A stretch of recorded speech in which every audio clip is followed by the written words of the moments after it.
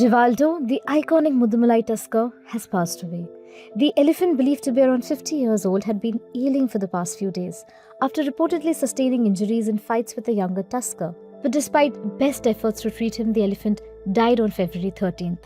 Rivaldo was said to live in harmony with the residents of villages around Mudumalai for decades.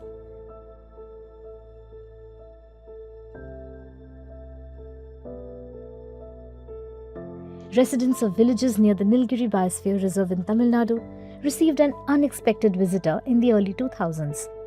A middle-aged elephant who loved kicking around old tires and scrap lying on the floor. So they named him Rivaldo after the legendary footballer. He was docile and did not hesitate to accept food from humans. And slowly his visits became more frequent. Though he did not hurt anyone, Rivaldo often broke through boundary walls and shops in search for food.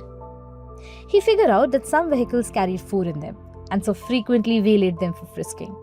This drew the attention of Forest Department, which tracked him down. They found that a portion of his trunk had been amputated, possibly due to an injury from a trap. Rivaldo struggled to breathe at times and found it easy to get food from people-dominated areas. Rivaldo was captured and treated for his injuries.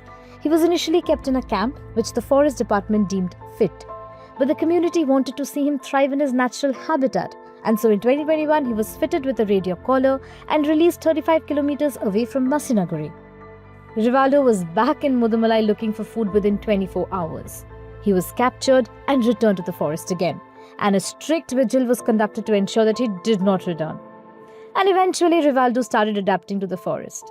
But since 2021, the tusker had stopped getting drawn to food offered by people.